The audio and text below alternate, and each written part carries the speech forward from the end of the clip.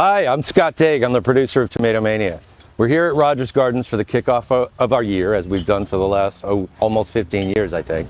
And it's very exciting to be standing in the middle of well over 100, probably today over 200 tomatoes that we have to offer you to grow in your garden this summer. The first thing that we're going to talk about today are the classes of tomatoes and why that matters. There are a lot of different tomatoes here, and we know that choosing them can be, well, it can be a little confusing, but you want to choose correctly because your garden is different than mine, or maybe even different than somebody down the street. So we're going to try to match all the qualities and the values and the characteristics of the tomatoes with what you want to eat, which is very important, and also what you can grow best in your garden.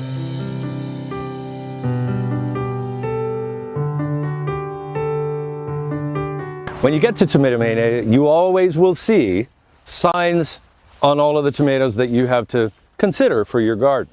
They're very important. Each of the characteristics that are particular to that variety are illustrated here. You can learn about what that tomato is going to do, when it's going to ripen, all of that stuff if you know what to look for here. The first delineation that you want to look for on these signs is whether the tomato, whether this variety is an heirloom or a hybrid. Sometimes it will say it's open pollinated.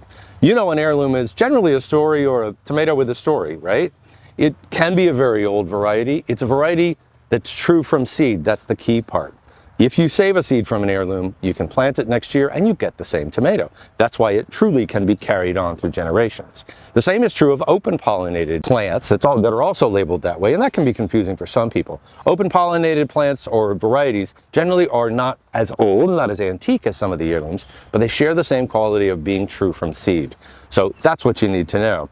If this tomato that you're looking at is a hybrid, that means it's an F1 cross. It's a purposeful cross in order to combine the two amazing characteristics, or most amazing parts, of two parent tomatoes. It's just like show dogs and racehorses is how we talk about it out here. And you get a tomato that's got some disease resistance built in. We know it tastes good. We know more about that lineage. So those are the difference. Heirloom and hybrid are the two main differences you'll see as you look at tomatoes in the TomatoMania sales area. We'll also see a description, obviously. We'll give you in a short piece here, we'll give you all we can about that tomato and about what it's going to do, look like, and all of that in your garden. At the bottom left, you'll see number of days. That's really key, especially at Rogers Garden, especially for people who garden and want to grow tomatoes near the beach. The number of days is the approximate, keyword approximate, time that it will take for you to get fruit.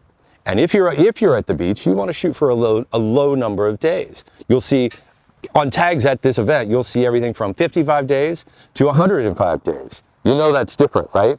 The big tomatoes will come or ripen at the end of the season. But the shorter season ones, the ones that will work best at the beach, will have a lower number of days in this corner. So under 72 days is what you're after.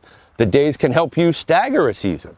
You want early tomatoes, mid-season tomatoes, late tomatoes? That's a great idea. That's a good garden strategy.